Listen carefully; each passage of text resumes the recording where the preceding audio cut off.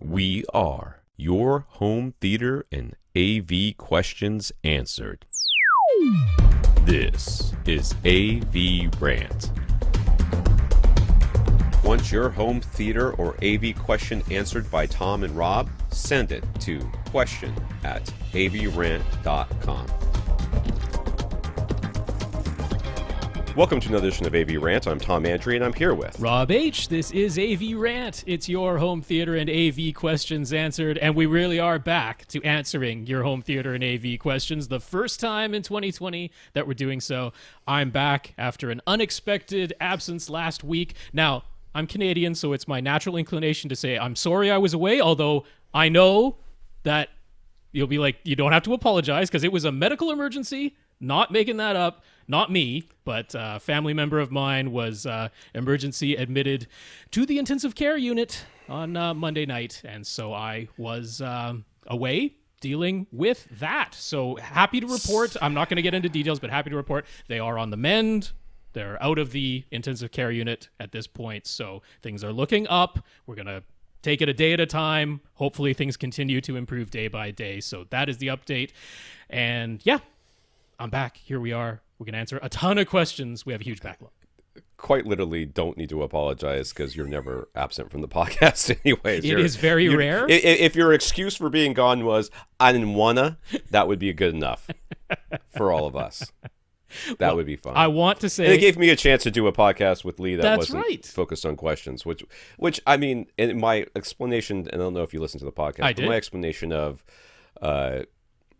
Rob's just going to want to answer all the questions again anyways was absolutely from the heart. That's accurate. That I can't contest that. And I want to say a big thank you to Lee Overstreet. Thank you very much for filling in on what was very, very short notice, although he's not exactly surprised by that at this point. And that was fun. I listened to it. We got at least one person who wrote into our question at avrant.com email to say they really enjoyed that episode and the slight departure in format. So it was a hit. Everything was good. And we're back. It's 2020. Happy New Year. And here we are. So weird. I feel like I'm the curmudgeon on this podcast, and then Lee comes around. I'm like, geez, dude, lighten up. The future's it's not so bleak. There's going to be fun stuff. There's going to be drones everywhere. He's like, oh, she who not should be named is spying on me. I'm like, shut up. She's not. I mean, she is, but who cares? People are like, well, what about you just giving up your privacy, and then we won't have any privacy anymore. I'm like, we never had any privacy. Well, now I feel useful for contrast. Here we go. All right, this is AVRant, the podcast that answers your home theater and AV questions. To get your questions answered, all you have to do is ask by emailing us at question@avrant.com. You come to avrant.com, leave us a comment, facebook.com/avrantpodcast, youtube.com/avrant. Yep. Where we won't let you... you opened the comments for the SVS one. I opened the comments for the SVS one because I wanted them to be able to comment there. I think I opened it for the Phil Jones interview as well. But that's about it. I hope people enjoyed in fact, I know many people enjoyed the interview episodes that were posted over Christmas and I'm so New glad Year's we weeks. talked about those baskets. Yes. I'm so glad we talked about it. Oh my God, dude. And nobody else is going to give you that perspective, evidently. So no. It's going to be, every review is going to be, well, they've got stamped baskets, so clearly they're cutting it's coming out on the forums. There's people like, SVS is sold out. It's all just about profits now. I'm like, there you go. It's exactly what we predicted. That's exactly what we said. I'm so glad we talked about it because you weren't going to get it from anybody else. Mm-hmm. I mean, I looked at those baskets and went, clearly stamped, but holy crap, that's a lot of metal. So, this is... I'm so glad we talked about it. Contact us directly, rob@avrant.com. His Twitter's at FirstReflect. I'm Tom at avrant.com. The Twitter is at avrant_Tom. Now, I want to talk about how the podcast has helped me. Okay. For a second. Yes, we should. So, during my sojourn during the holidays, we did a house swap with a couple up in Asheville, North Carolina. Okay. We swapped houses, so they came down here and stayed in our house where we had to lock 2/3 of it off because my children are filthy slobs, and they are just a couple with a couple of dogs. So all they needed was the bedroom, the media room, and the kitchen. Okay. That's all they needed. So we scrubbed the heck out of those and then locked everything else up because it's a mess. Well, they called me and said, your projector shut off. And I'm like, thousands of miles away. I'm like, what do you mean? Like, did the power fluctuate? No. Did you hear a fan running? No. Well, that's okay. That's not right. Is there a blue light on the side? No. Okay, it sounds like it's like 100% dead. I sounds like it's dead. I'm like, okay, well, fortunately, because I'm me, I have another projector, so I sent my dad over, and he set up the other projector, which nice. is like 15 years old. It's been sitting in my closet forever. So I came home, and the other projector was set up, and it wasn't quite squared up to the screen correctly, and the color, it was just not going to work, Rob. Okay. I was like so depressed because the black levels were garbage. My 13-year-old son, when it came in and looked at the screen and said, "What's wrong with the picture?" I'm like, it's so bad. The colors were off. Yeah, it's just so bad. So I'm sitting here and I'm struggling. I pinged Rob and I said I'm having projector issues. And I said exactly what I just said, which is it just shut off, no fan, no power. And Rob, your response to me was? I said, I've heard of that happening if, say, your filter has just become dislodged. It's a safety feature. The projector will refuse to turn on at all if your filter is out of like where it should be. Well, this thing doesn't have a filter that I can tell. I've never been able to find a filter on it. It's never asked. 50 something? No. Oh. No. I thought that's what you were using. No, I don't know what I have. I don't know what it is. I don't know. But I can't find a filter to replace on the thing. But before I left, remember I was saying my bulb needed to be replaced? Sure. Yeah. I replaced the bulb. Okay. So when I replaced the bulb, there's two screws to hold the bulb, the housing or the housing. Yeah, the flap, right? Yeah. So I secured that down, and then there's a cover on it where you tighten up a screw to keep the cover in place on top of the bulb.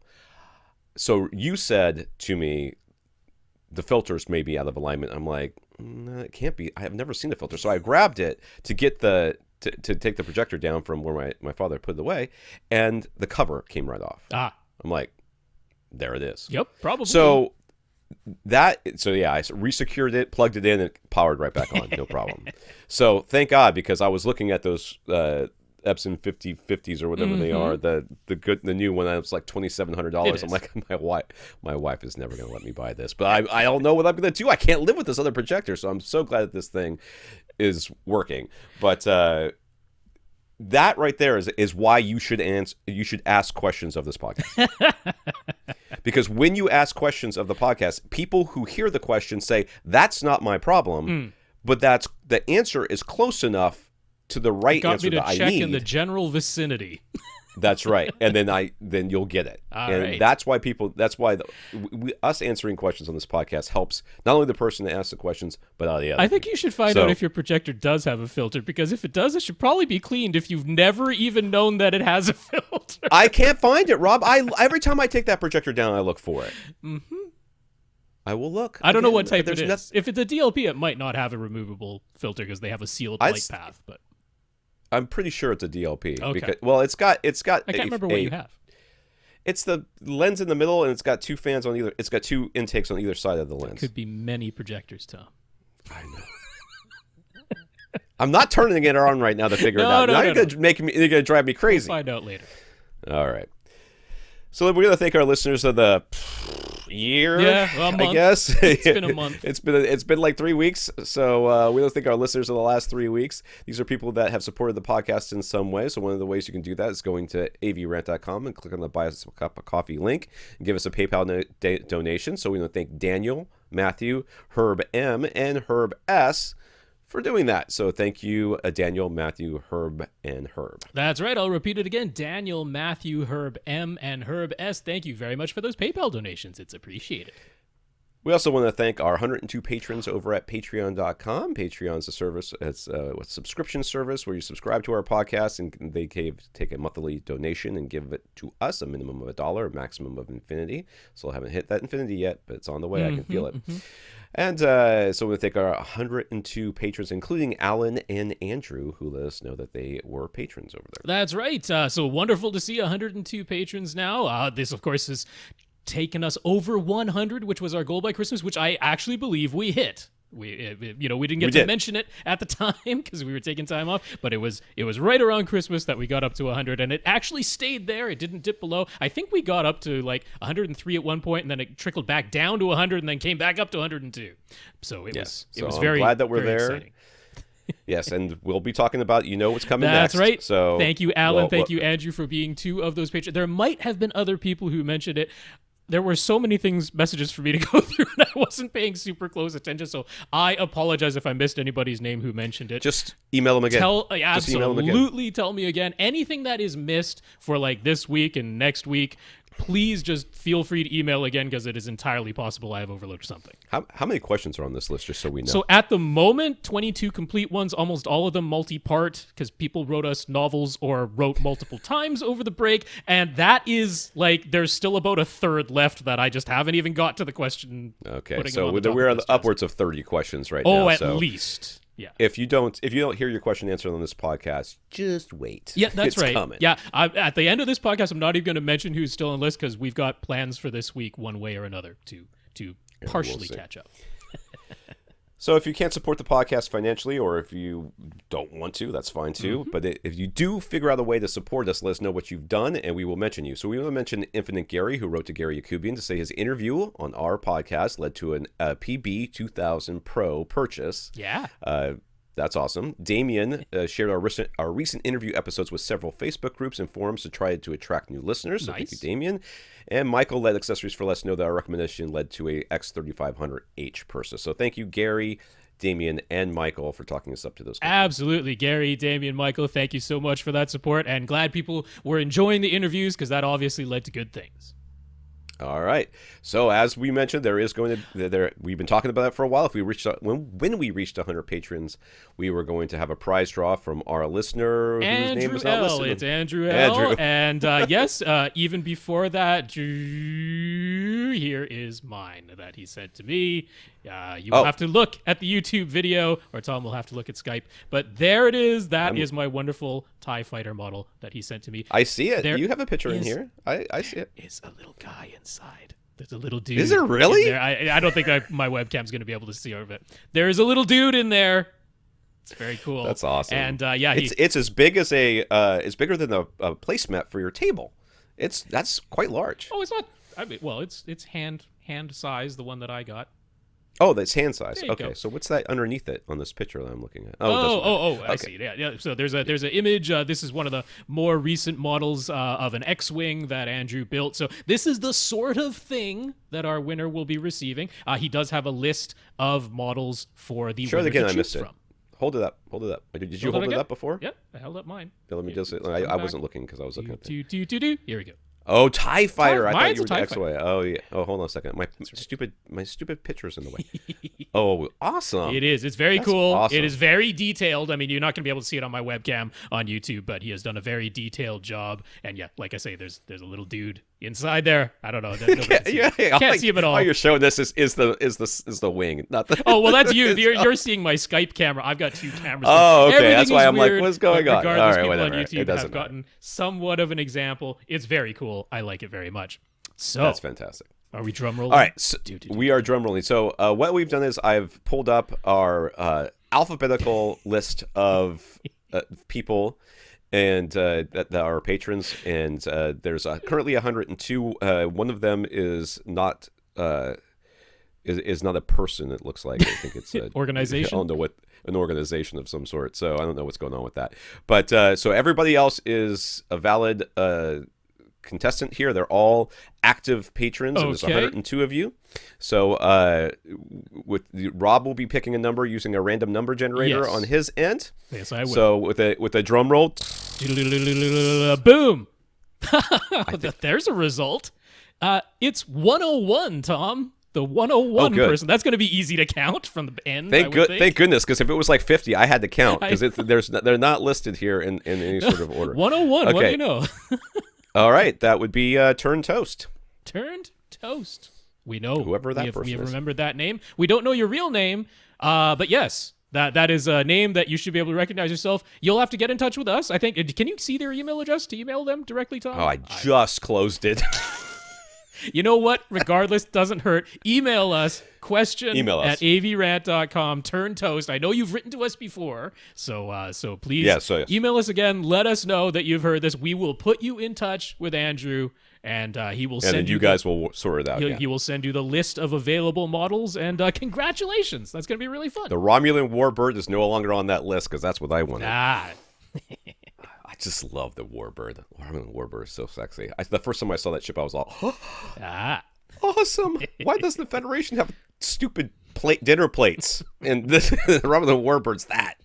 All right, let's get into the news here. We got a lot of questions to get to. Yeah. So, CES 2020 happened. It did. Usually on my anniversary. So CES 2020 happened. So let's a little overview of that. Very quick. Not a lot has changed when it comes to TV. Yeah. Sony essentially changed nothing other than moving all the model numbers up to the letter H. It really was. Sony, I was like, wow, you just slapped a new number, a new letter at the end of your model number. That's what Sony did. LG added FreeSync to their existing G-Sync and HDMI 2.1 VRR, whatever that is. Variable refresh rate. All right. As well as showing off the new 48-inch OLED size they are strongly targeting at gamers, because 48 inches is, you want to sit right. I know for a fact, though, that listening to the AV forums in the UK, a lot of people in Europe and Asia are like, we would like smaller than 55-inch as our main television. So I think the 48-inch is going to be very popular for them. Yeah. Samsung just reiterated the wall, aka QLEDs, and decided to completely remove the bezel from their flagship models. Yeah, I tweeted out how I am not a fan of, I want a little bit of a visual distinction between image and whatever is behind my television. I mean, I guess if you have a completely plain wall behind your TV, fine. But if you have anything of any texture whatsoever, I mean, I want a little bit of a visual border, don't you? My son was watching the LSU game last night, and he was in a Samsung commercial came on, and he said, can we get a Samsung so we can have 4K? I'm like, first of all, shut up. And second of all, they didn't invent 4K. No, they did not. Okay, then. Yeah. Hisense is betting on dual panel LCDs. Yep, that's the black and white layer behind a color layer, so it's almost like pixel for pixel dimming. And the TCL is betting on mini LED backlighting, although they didn't improve the banding of their actual LCD panels. So, Yep.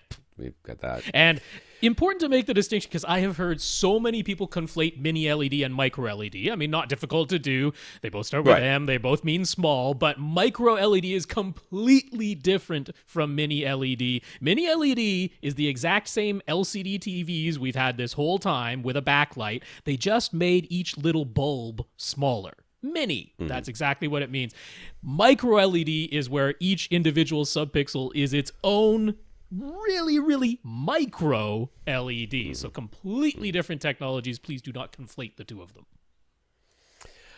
And maybe the biggest changes were from Vizio. They're getting into OLED and will be the only OLEDs in the USA with both Dolby Vision and HDR10+. They also made an 85-inch P-Series Quantum official. They're experimenting with mini LED backlighting as well.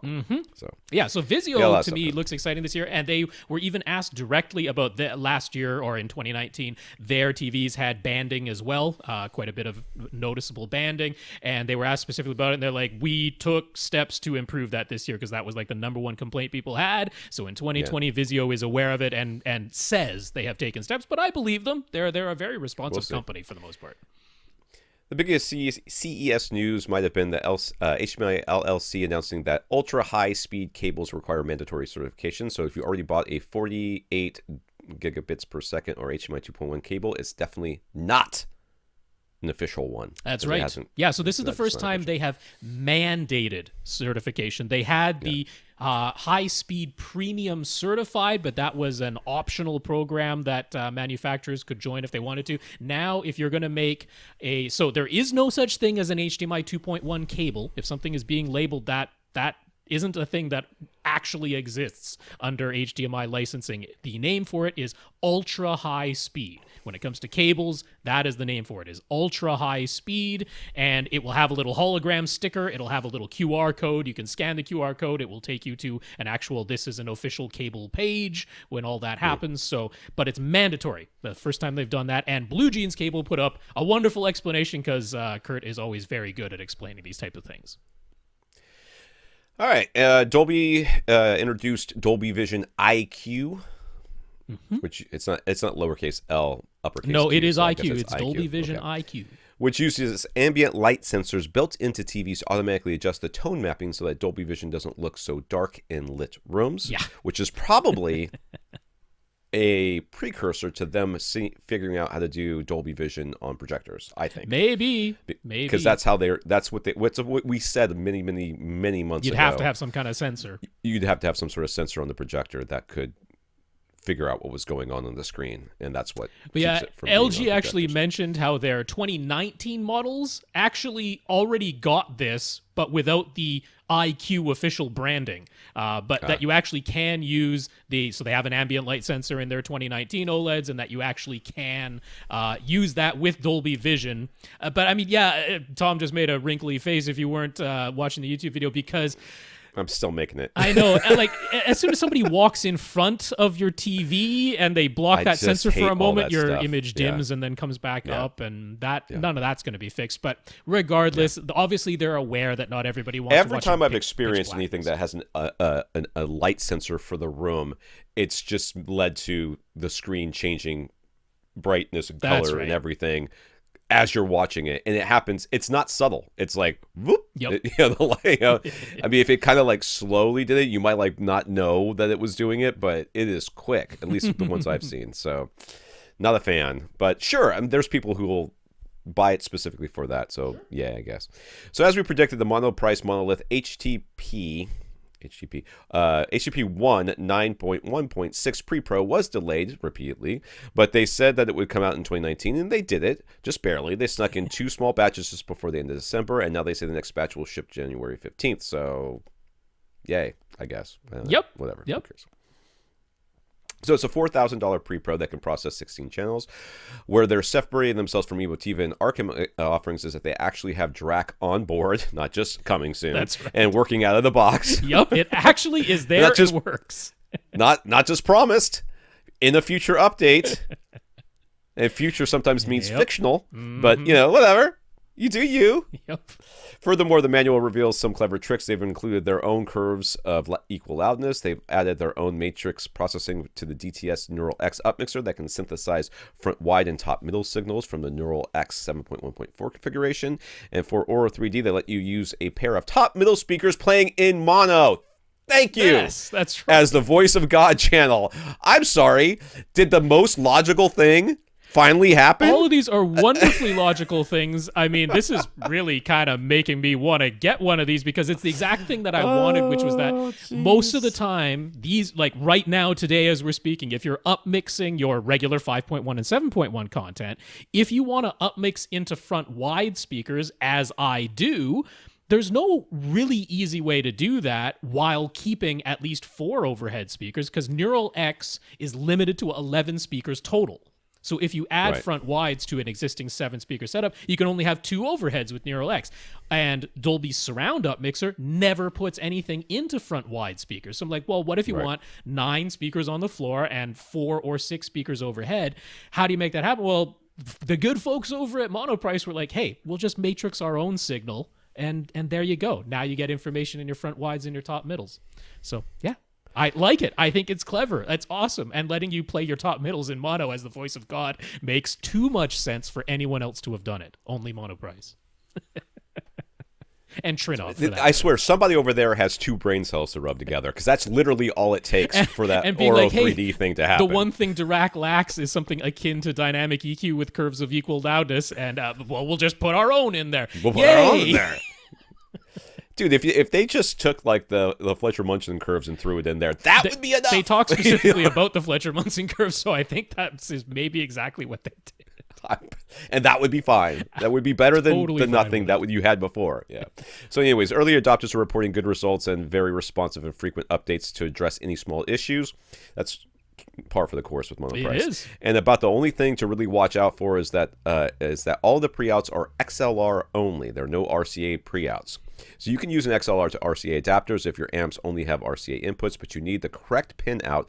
Not all XLR to RCA adapters are wired the same. Funnily enough, Emotiva's adapters are wired the way that Monoprice HDP1 needs. So Yes, and there they're you go. affordable, so you can avoid Emotiva's own processors because they don't have Dirac yet, and they have still HDMI switching problems and some other issues that continue to plague them, but definitely go to them for your XLR to RCA adapter wires if you need them. Yup. Good times. Can I just say that I do love Emotiva? I do. Let's reiterate that we are fans of Emotiva, but man, they never should have gotten the processor game. It has just given us way too much ammunition. When they bought Sherwood, whatever it was. Yep. Sherwood Newcastle? Yeah, Newcastle, that's what Sherwood Newcastle, and decided that they were going to get into that game. I'm like... It's been a tough road to hoe. It's a reason. There was a reason that company was cheap to buy. I'm just going to put you that way. I have no idea how much it costs to buy. I'm just making that up. All right, comments from our listeners here. Bernard on Facebook bought the SVS SoundPath wireless audio adapter so that he could connect the subwoofers wirelessly. He bought it on Amazon. Unfortunately, no matter what he tried, he got audible pops, clicks, and dropouts. That's not good. No. He doesn't think this particular product lives up to SVS's reputation for quality. For example, they included cables and adapters are all extremely cheap feeling, so he doesn't recommend it and was disappointed at first when SVS said that all they could do was replace the unit since he had gone past the Amazon return period, which I've done before. But after the replacement also popped and clicked, they gave him a full refund, even though he hadn't bought it directly from SVS, so he remains very impressed with them as a company. So, all right, well, no, it's not going to be... everybody's going to have the perfect experience. Nothing steering us away from our top choice of Outlaws wireless thingy, because even though they're more expensive, I still like Outlaws the best, so... So DJ on Twitter needed to make some changes to his back wall for his new Sony 4K projector, so he decided to take our advice and add more absorption to his room at the same time. He took down all the existing shelves and posters and then took down the drywall as well. So he put in 6 inches of insulation and covered it back with black speaker cloth. Wow. Okay. Yeah. That's one way to go. It's a false wall on the back wall. Yeah, he put his shelves back up, which act as some diffusion as well. So his entire back wall is just absorption now. That's... Yeah.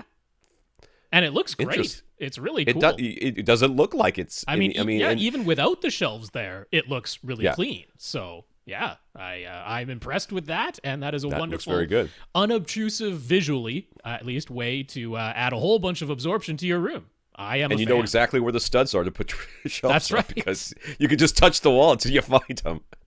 None of those little things needed. All right, let's get to the questions here. Yay. Some of these are from last year. I guess all of them probably. Yeah. Infinite Gary. Yes, the no better way to start. First questioner of 2020. Who else would it be? Infinite Gary is here. Couldn't have planned it out better ourselves. He sent me about 30 emails over the break, so. Is it all about the new SVS sub or just most of it? Nope. He's trying lots of things. All right. During Gary's listening evaluations, he has sometimes noticed a greater separation of instruments with certain pieces of gear, and sometimes this greater separation isn't a good thing in his opinion. It can sound less cohesive. So how much separation achieved by one... how is such separation achieved by one piece of electronic equipment but not another? I don't know what he's talking about. I mean, I do know what he's talking about. This is a speaker thing to me, unless he's got... I mean, most often... Different... Yeah, unless he's talking about like different, like vinyl versus cassette. I mean, he was mentioning about like different amplifiers or going from a pair of self-powered speakers to a similar but passive pair of speakers and, differences like that. I mean, when you say separation of instruments, I'm thinking delineation. I'm thinking the ability to concentrate on one particular instrument out of an entire orchestra like you can in real life, and follow that one instrument, whereas you might not be able to on some other piece of equipment. It all sort of blends together and it becomes difficult to follow one particular instrument. So, I mean, how is that? It's typically the result of faster transient response from the actual thing making the sound, the transducer, the speaker itself. If it has faster transient response, you won't that can come from the speaker design itself, but it can also come from the amplifier sign. I don't think that anything else in the signal chain is really going to have any effect on this. I mean, it really should. I mean, unless something is utterly wrong in your pre-amplification stage, that shouldn't be making this type of impact. So it's mostly the transient spots, how quickly mostly it's how quickly it's stopping in response to the signal saying, "Hey, stop moving." There's or always noise some floor inertia. could be an issue too. Yeah, noise floor could be an issue. It could be covering up. Yes. Could have things and sounding like they're all distortion of together. other types, harmonic distortion can enter there too. So I mean, it's entirely possible if you're using, say, some very low wattage tube amplifier that the reason a lot of people like those is because they don't give you hard clipping. They don't give you an actual damaging, this sounds awful, slap stop type of clipping. Right. They almost sort of naturally roll off if they're getting up there, but they will start to homogenize the sound. So it could be something along those lines, just higher distortion, higher noise floor, exactly like Tom said, could definitely be masking details. Now, why subjectively you might actually prefer a little bit of blending, I mean, that's akin to going out to an actual auditorium, and some of them have very little reverberation. Each note is pin drop precise, and others there's reverberation in the auditorium, and so it isn't as completely separate and easy to delineate. There, notes literally ring not from the instruments themselves, but from the auditorium that you're in. And people have preferences. They're like, I prefer to listen to an orchestra play at this venue versus this other venue, but that is a subjective choice. And so, I mean, nothing is wrong with you saying, hey, I prefer it when I get a little bit more reverberation or that little bit more. That could be a recording issue. It can be a recording issue as well. If you're, let's say you're listening to classical music, there is no, they're like, oh, this one was done by the Boston Symphony, or then this is the New York Symphony. Well, they're different, obviously different performances, but they're also in different venues and different, areas that they're recording this stuff in, and all that's going to make a difference. So, having that sort of preference, I mean, that's just normal. It's just natural. Yep. Secondly, he asked, should we expect a new streaming video codec in 2020 that will offer better efficiency and better image quality? If you think right now they're not, at least dozens, if not more, engineers trying to come up with the next best codec. Oh, and they at all are. times. Yeah. You've lost your mind. Yes, they are constant. Now, will it come out in 2020?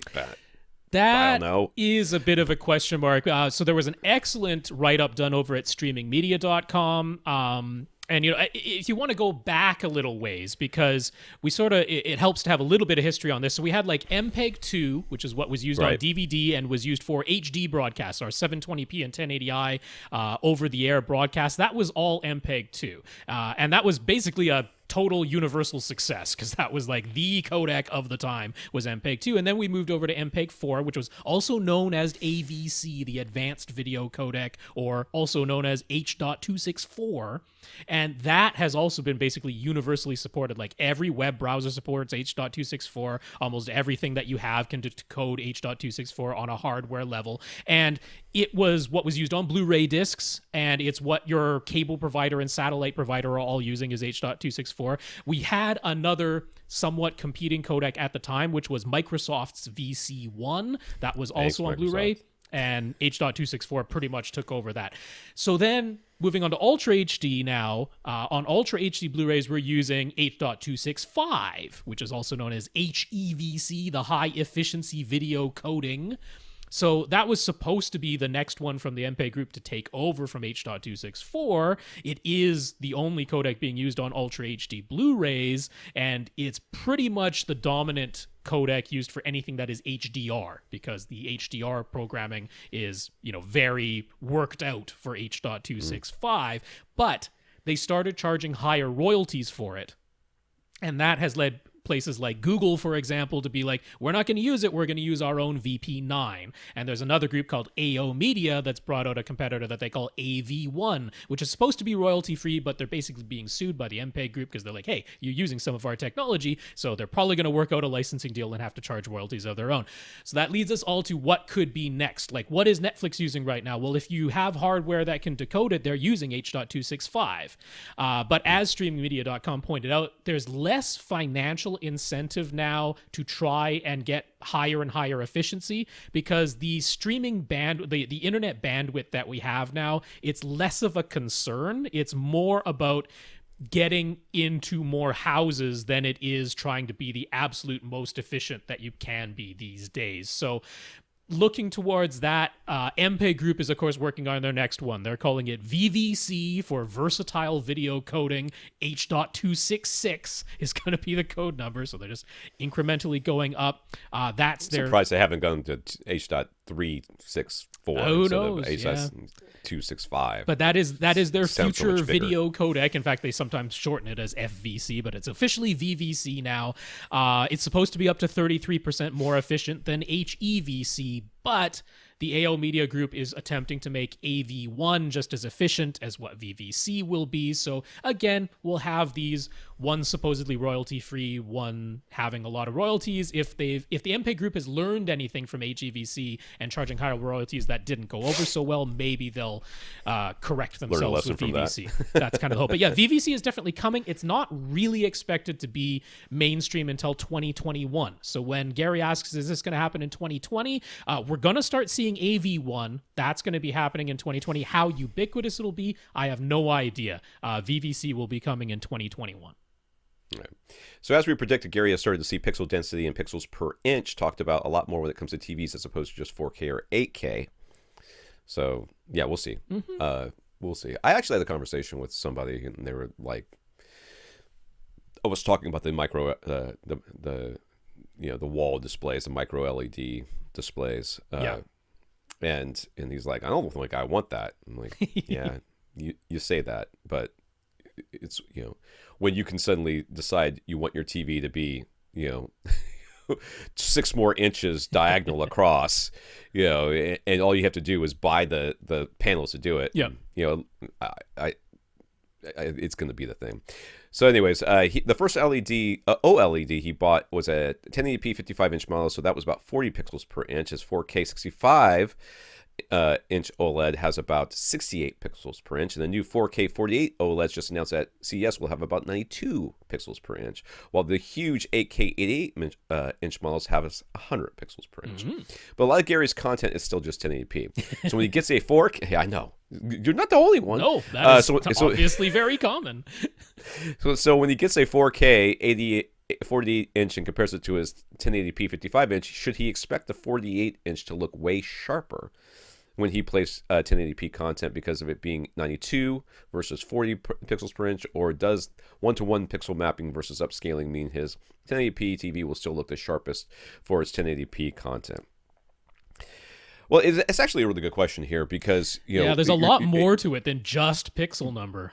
Yeah, because you're really getting into the scaling here, and that's and how close you're sitting to whatever it is. So if you if you get up to the point where you're just about to see pixels but you can't see pixels, which one is going to be sharper, or a better image? Well, you're going to be closer to the physically closer to the 4K display than you are to the HD, the 1080p display.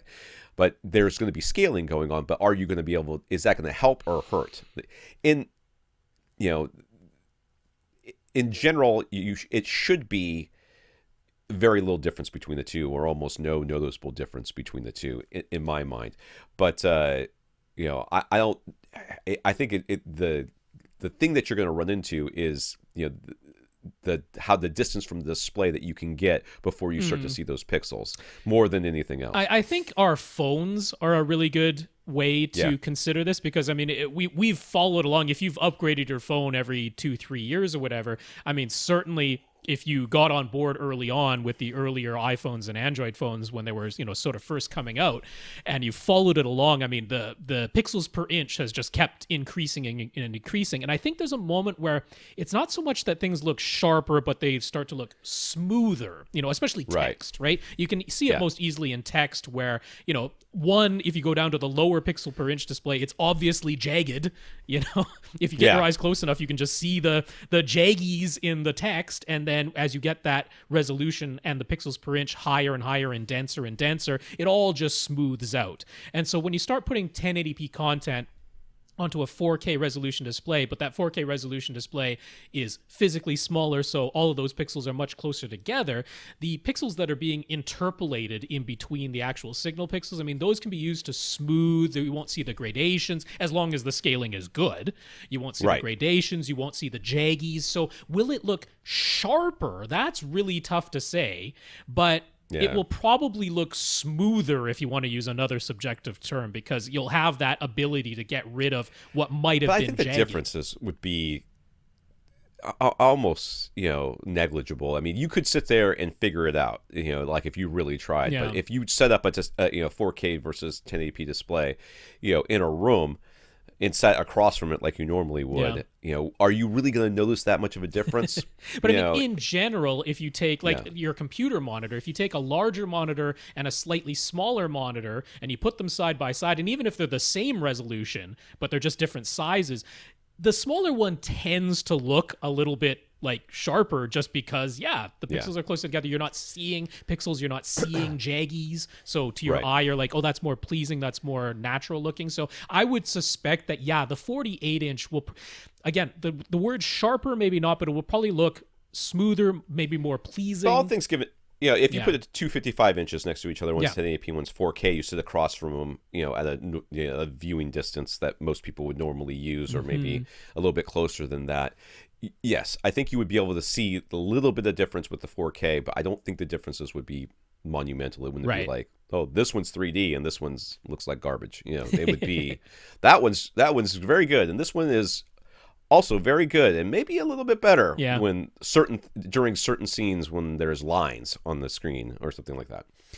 All right, for his upstairs room where he has his up-firing Atmos set up, Gary was considering adding a second subwoofer. He has his old SVS PB12 Ultra downstairs, downward-firing sub in his front left corner. It's really the only place he can put such a large box in his room, so he never measured its frequency response. He just ran Odyssey, and subjectively, he thinks it sounds good. There's only one seat to worry about, so who cares? If he were to add a second sub, the only place he has is on the right side wall, a little in front of the midway point. So is this what I'm looking at here? Yeah, I mean, it's basically in front of the door that's behind the sideways facing speaker. That's what is that sideways facing? He has a doing? Stereo setup facing 90 degrees perpendicular to his 3 speakers. What is that? What is that cabinet? Is that a TV on the ground? Yeah, there? it is a TV below his center speaker. That's what's going on. This house. That's what. Anyways, he wrote SVS, and they advised that since he only has one seat, if he can confirm with measurements that his single sub is already performing well, there's no compelling reason to add a second sub. And furthermore, with front left corner and not quite middle of the right side wall placement, there's no easy way to predict the dual sub results. He might end up with a bad null that EQ cannot fix. So Gary dragged one of his other subs into the room to give it a try, and he thought the results were good, and he took the explosions from an 8 to a 10. Subjectively. So he ordered a PB 2000 Pro, which now sits in front of that door. It does. That's, so everything SVS said, I agree with. Yep. And what you did, I also agree with. And if you have a second sub on hand, which, isn't going to permanently live in the room, but you can temporarily take it in to give it a try, totally the right thing to do. Exactly. And then, because you can't really, without like complex math, figure out what that sub's going to do. And you did exactly the right thing. And your results were like, hey, I think it sounds good. Then buy the other sub. So he's never measured any of it. And please, Gary, don't. He's just plugged them in and run Odyssey Multi-Q XT32 and evaluated with content. So if he lucked out, as it seems that he has to have done in this case, is it worth worrying about any further? Should he still continue to? Well, since he's probably already taken the measurements and it's way too late for this, I'm gonna say you should not have taken the measurements. I don't know. If you're Rob, you're taking the measurements. Oh, yes. To me, there's definitely a point of diminishing returns when it comes to tweaking this stuff. You can make yourself absolutely crazy. So rather than sit there and struggle with it, and try to eke out, a little bit more of a flat response by doing some things with the EQ, just go, it sounds pretty good. And if you notice something wrong, that's when you do something about it. Right. I mean, my inclination, certainly for myself, is not necessarily to measure with Room EQ Wizard, for example, but I mean, I'm going to listen to a bass sweep. There's no way you're going to stop me from listening to a bass sweep. That's where I would listen to that bass sweep, and I agree with you on this. I would listen to the bass sweep and go, I'm not noticing anything egregious here, or it sounds pretty good to me, and then that's as far as... If you did that, and all of a sudden there was like a huge there's one place where there's just obvious, like, oh, the sound just went away for a little while there during that bass sweep. I would figure out what that peak was, and that's where I would stop. Yeah. That's where I would stop. Yep, yeah. I am in agreement with that. Daniel has a B6 OLED, and sadly, it got burned in. Sorry, Daniel. He watches a lot of local news, and he did have the OLED light setting above 40. The burn is rarely noticeable when watching movies, but it bothers him just knowing it's there, so he's considering a new TV. Are newer OLEDs any better when it comes to burn-in? Well, I mean, are you going to change the backlighting so that it's where it's supposed to be? Because, I mean, if you're going to abuse it, it's going to get burned in. I mean, I think that's... I mean, and I'm not saying that you abused it. I'm saying that this didn't have to happen.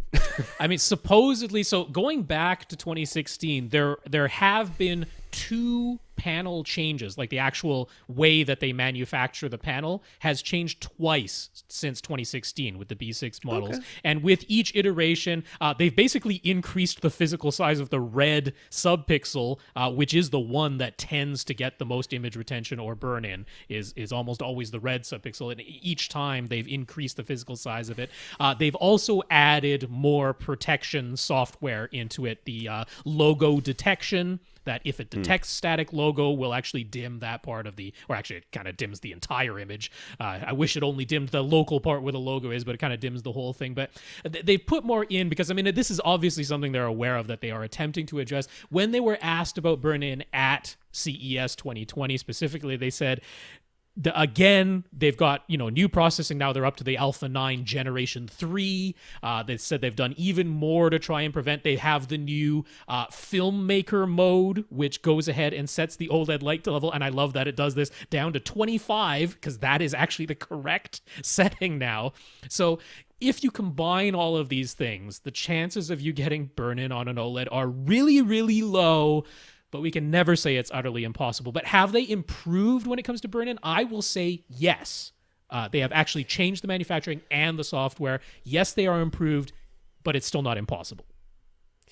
So where can you find out the exact number of local dimming zones of various full-array local dimming models? Well, OLEDs don't have that. So OLEDs don't have that, but of course he's considering, if he doesn't want any chance of burn-in, now he's going to be looking at an LCD. Of course, he's going to be looking at one with full-array local dimming. The best resource I can point you to is Vincent Teo over at HDTV Test, because when he reviews a TV on his YouTube channel, it's just HDTV Test over at YouTube, he authored his own test pattern so he could count the local dimming zones, and he always mentions it. So that's the best resource I've found.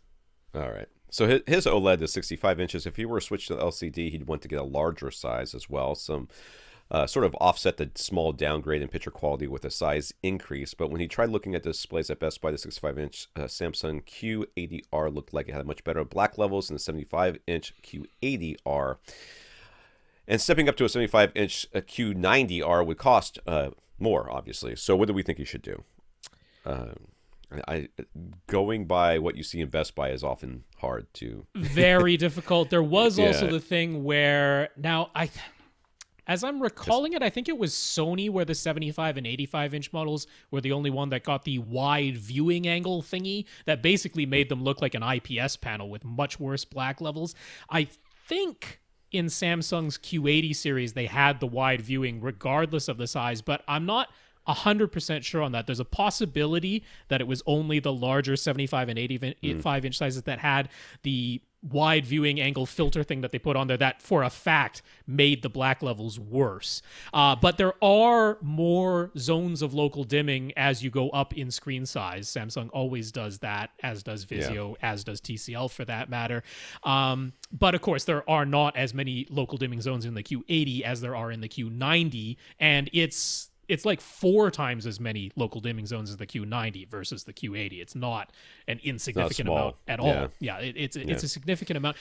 So the QLEDs from Samsung, they're trying to make their QLEDs look as close to OLED as they can. So they are aggressively going for the local dimming to make blacks look black and trying to reduce any haloing around small bright objects. The downside of that is that if you're looking at something like a field of stars, some of those stars actually get dimmed so much to avoid the haloing that they kind of disappear or you can barely see them. Whereas on the OLED, you see more stars. So there is a trade-off to be had, but if you what you want are the inky black levels and as little haloing as possible, Samsung's QLEDs are about as good as you can do. The Q90 has the most local dimming zones by far. It's at least 4 or 5 times as many as the step-down Q80.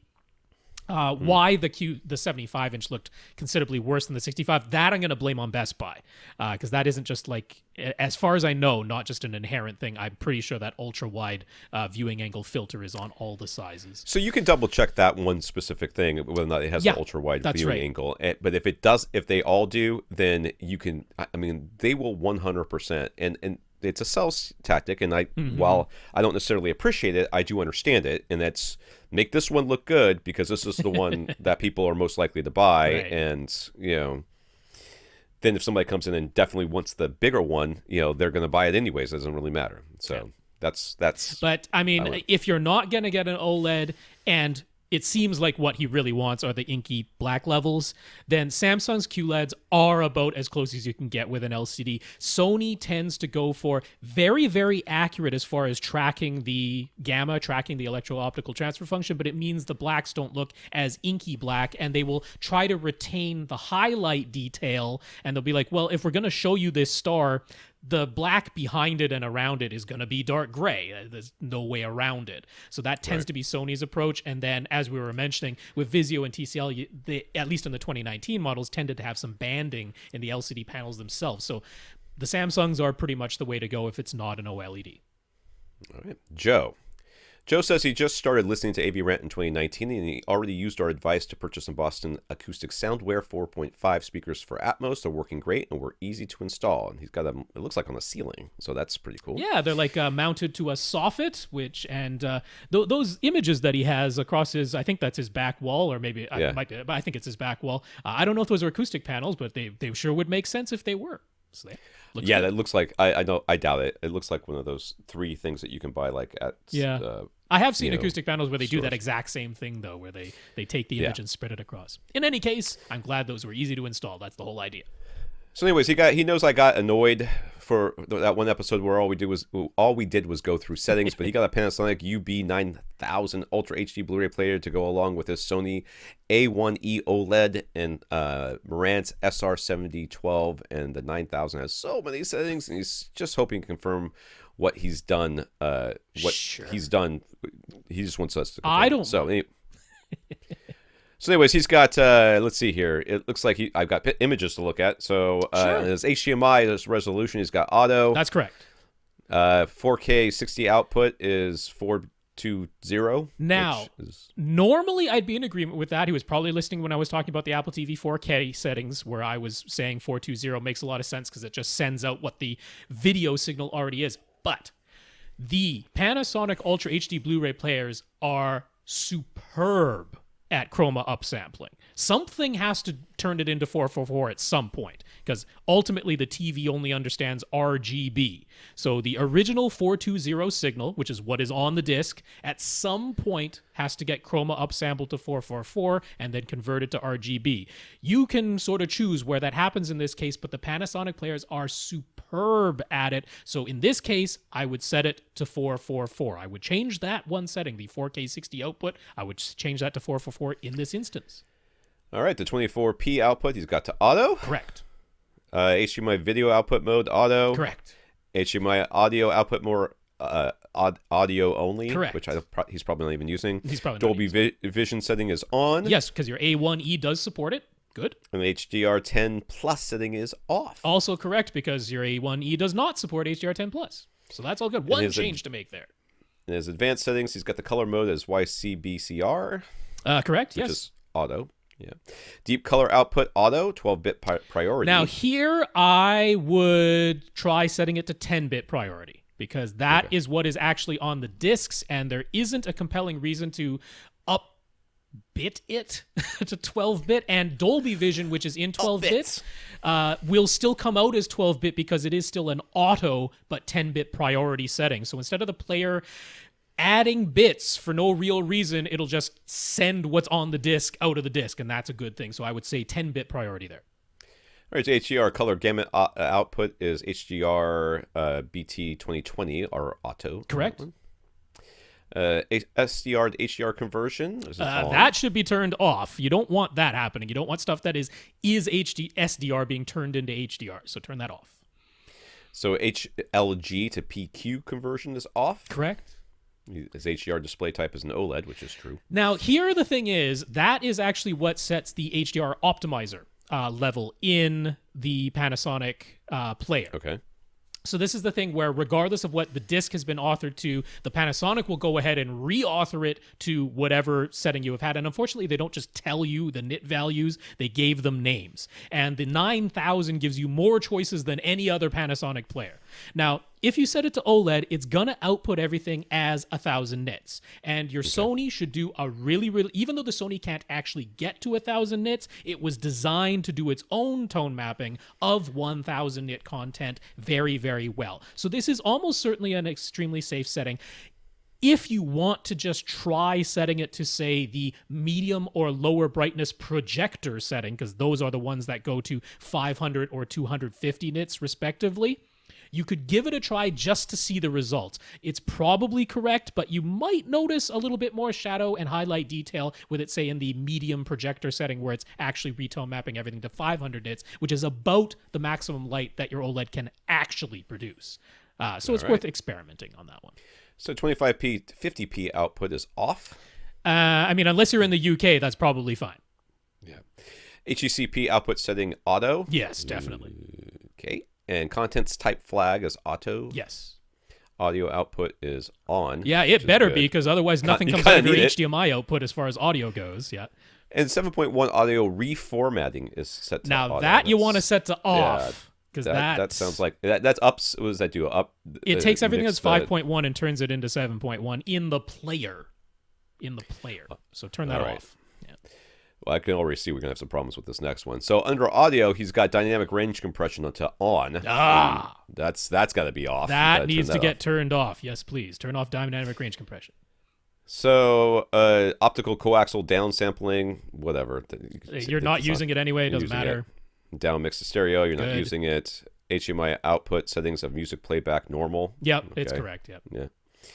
And then the audio delay is 0, which is fine unless you're having some sort of syncing issues. That's right. Analog multi-channel audio is off, which is fine because you're using HDMI anyways. And voice guidance setting is off. So I guess that's the thing that talks you through the setup. Now, I will say in this audio setting, there is a section for the digital audio output, which he didn't send an image of what he set there, but there is an important setting inside of there. Everything inside of the digital audio output should be set to bitstream in your case, but you want to turn secondary audio off, because if you do not turn secondary audio off, you will never get Atmos. So that's nice. Turn secondary audio off. That's an important setting in here. You know, okay, remind me to talk about the Xbox, because I figured something out about the audio of the Xbox. I thought that we fixed it. They kind of have, and they kind of haven't. All right. Again, under audio, we've got settings for high clarity sound. Audio output is audio. This is for video playback. Output section, and front panel display is honestly, on, all of these are just fine. There's nothing to be done here for the high clarity audio. So the only other thing I will mention is over on the left-hand side, way down at the bottom, there is a section for system. And under there, I would suggest turning Viera Link off, because that is Panasonic's name CEC? for CEC. Yeah. Burn it with fire. Yep. So there you go. Oh, geez, this is not the end of this question. Not quite. These are quick. Who is? I can't scroll up fast enough to get to. What's his name? Joe. All right, Joe says Vincent Tio from HGTV Test mentioned that if you use the 444 setting, then the Panasonic is actually converting 420 into 444. Is that correct? Yes, because Rob just said that. Is that why Rob previously said to set the Apple TV 4K to output 420 instead of 444? And the answer, of course, is yes. Yeah, because in the case of the Apple TV 4K, I don't know, it does a fine job of converting to 444, but I prefer to just, when it comes to like streaming video, I'm just like, just get it out of the player and let my TV handle it. But I know for a fact the Panasonic does a superb job of it, so that's why I mentioned it specifically. So as Marantz and Sony both have HDMI signal format options with the choice of either standard or enhanced. What do those do, and what should they be set to? Well, if you ever want to see HDR, they have to be set to enhanced, because HDR will not go through standard. The reason standard is there is because if you have a 3D TV, a lot of those won't work if the enhanced signal is being sent to them. You don't have a 3D TV, so enhanced. No one does anymore because we've all moved on. I do. 3D TV is dead.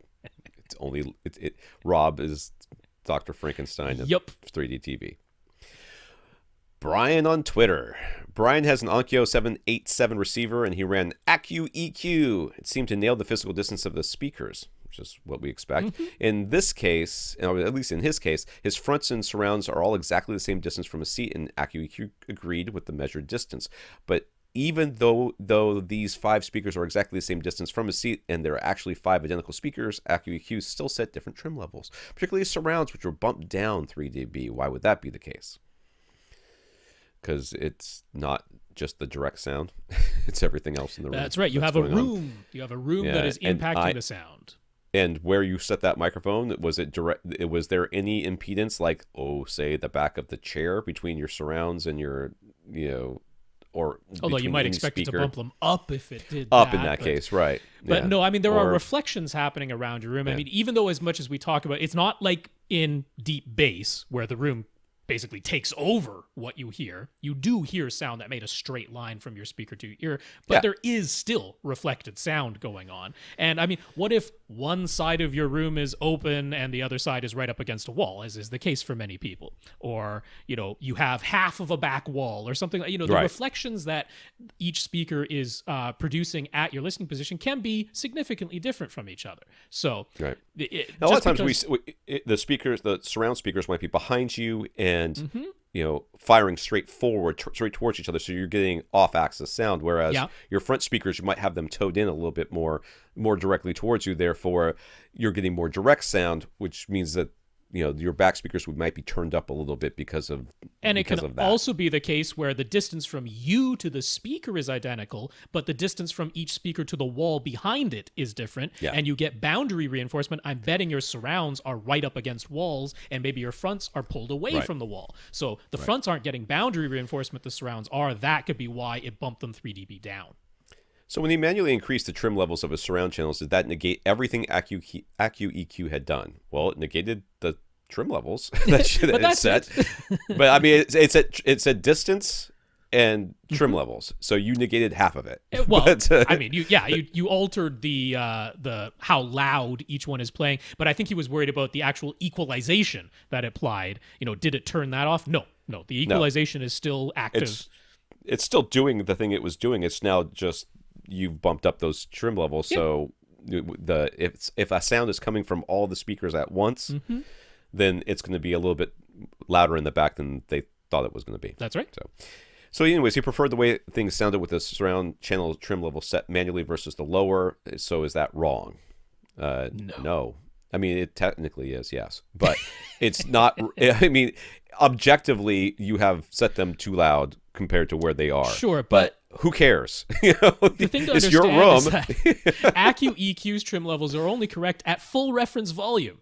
Yeah. And Onkyo doesn't have something akin to dynamic EQ or Yamaha's YPAL volume or Monoprice's own, curves of equal loudness based on the Fletcher-Munson curves. Onkyo doesn't have that, so chances are you aren't playing it at full reference volume, and we are not as good at hearing things that are a little behind us or a little above us as we are things that are in front of us. So chances are you are creating your own curve of equal loudness in a way for the listening level that you prefer. There's nothing wrong about that. And I guess, so I will tell somebody, or I will think that somebody is wrong if they do something that is not the proper way or the established way of doing it without thought. Okay, so if for example, if somebody comes to me and says, I have set up my theater in the way that they were supposed to, I did all the stuff, and then I listened to it, and then I decided that I wanted the bass to be a little bit louder, so I bumped up the subwoofer by 3 dB. Great. If somebody just said, I set my speakers by ear, and it sounds good to me, I'm gonna be like, you're wrong. Yeah. You know what I mean? You if you do it right and then you decide to make changes because of preference, fine. If Sure. you do it wrong and refuse to do it in a way no that point of gives reference. you a setting that we know will be correct, objectively correct, then then I'm going to tell you that you've got some issues. You've got no issues. You set it You're up, fine. you let it do its thing, and then you said, you know what? I want the surrounds to be louder. I can understand that. Yup. Surrounds it's very nice to have dramatic, it's more dramatic sometimes, more engaging to have that sound come from behind you. It's like, oh my God. And I'm again, in surround anywhere sound. below full reference volume, if you had something like dynamic EQ, it would have done that. So Yeah. you're fine.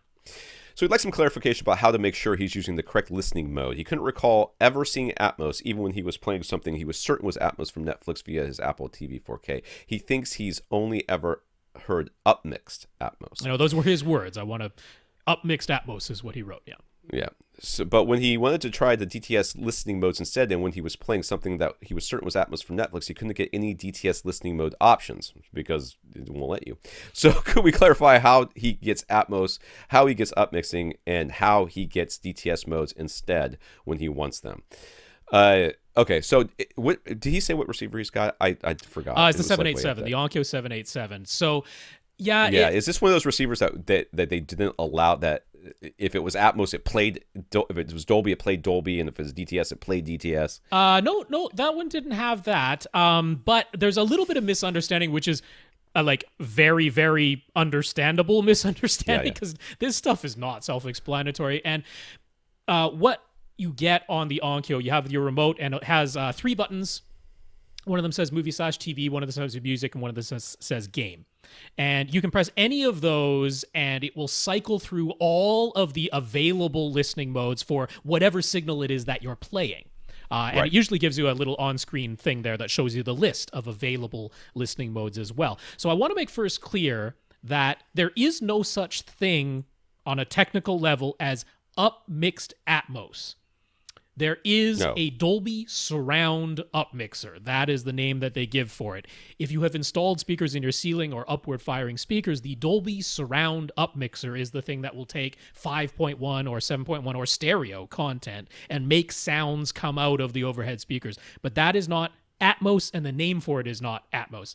Atmos is its own individual separate format, and only a signal that is Atmos will result in a listening mode that is Atmos. And if the signal is Atmos, the only thing that can play it back is Atmos. You can't turn an Atmos signal into DTS at all. There's just no option to do that. So if you're playing something from Netflix or off a Ultra HD Blu-ray disc or whatever that you know is an Atmos soundtrack, if you press any of those 3 listening mode buttons, it doesn't really matter which one of the options in the list should be Dolby Atmos.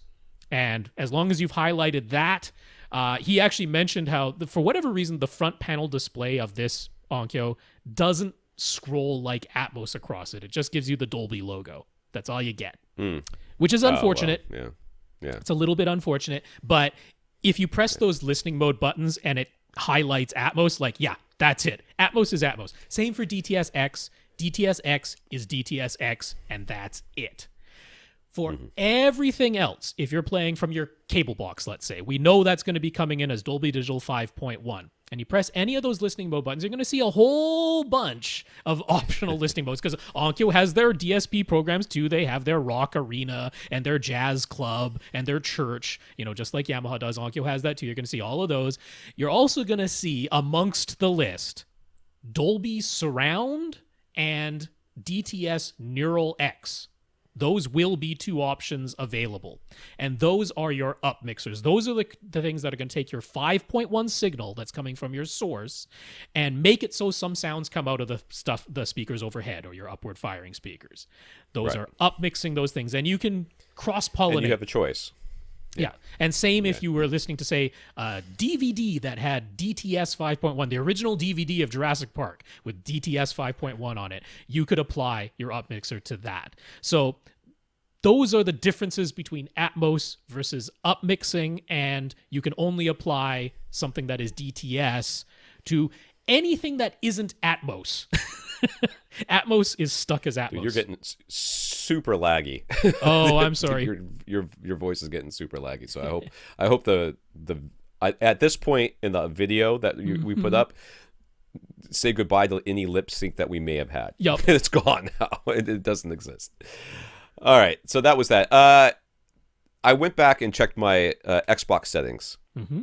And it appears I did is I changed the bit stream to be like DTS or whatever the option is. So when I was listening to stuff on the Xbox, it was putting everything out bitstream, DTS, whatever, and then I was getting upmixed to Neural X. So I think that I was using the DTS upmixer. So I switched it back to Atmos.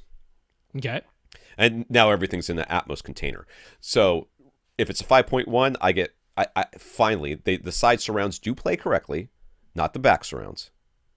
Mm-hmm. So the side surrounds are playing correctly, but everything's in the Atmos container, so none of those other speakers are playing anything whatsoever. So, but that's the way you have to listen to it if you want to get like Netflix Atmos. Right. You will not get Netflix Atmos if you don't set it to Atmos. Yes, and you then must set it to the else Atmos bit stream in the Xbox One X. So I keep vacillating back and forth on how I'm going to have this thing set up, because I want to finish watching House on Haunted Hill, the series on Netflix, which is the first couple of episodes I watched with my son were really good, and then summer ended, and he's got school, so I can't keep him up late watching that stuff anymore. But I'd like to get back to doing that. But hey, just in time for the new consoles to come out, they finally kind of figured out. That's right. This stuff, but I really wish that it would just go bitstream. Whatever came in is what you get. I mean, I don't understand why they can't do that. But because then you won't get their precious system sounds. That's why it all has to be decoded, remuxed, and re-encoded. Yeah, they can mux me, baby. Well, that's the name of the podcast. Yeah, I know. Mux you, mux you, baby. Glenn. First up, Glenn just wanted to share a warning to stay away from Abe's of Maine, as they tried to old bait and switch him on a phone call after their low advertised price. Yeah, they are a known retailer of those dubious practices, so that's fine. I have no idea who this company is. Yep. Yeah, that's fine. Okay. All right. Anyways, Glenn bought a new C9 OLED and would like to wall mount it with a fully articulated mount. Any suggestions for a specific mount? I mean, there's a lot of them out there. There are oodles. I mean, that's why he's hoping for a suggestion. Yeah. I mean, so the mounts that I normally look at first, if you're going for quality and you want to know that you're getting something good, is Sanus, Chief. I know the Chief makes wall mounts. Peerless is the other one, yes. Those are the three that I normally look at. If you get something from them, you know you got quality. Now, there's going to be other ones that are out there, and some of them are going to be highly expensive and highly specific. So in those cases, you're going to have to look for reviews or other evidence. If you're looking for something specific, like it mounts above your fireplace, but then it comes down and lowers 4 feet. So that's in front of it, that you might not be able to find that exact thing from one of those companies I just mentioned. Now, I mean, a C9 OLED, I mean, it's expensive. Obviously, you want something that's going to hold it very securely, but it's also relatively lightweight for the size of TV. OLEDs are weight-wise quite light because they're so thin and there's nothing to the panel. And so you don't actually need something that's like super bulky to hold an OLED because they're relatively lightweight. I'm going to probably say, I mean, Sanus, absolutely, I would tell you. Video Secu is also one who makes less expensive. The reason I mentioned those two specifically is because both of them offer, I mean, Peerless and Chief do as well, but they're more expensive and you don't really need it.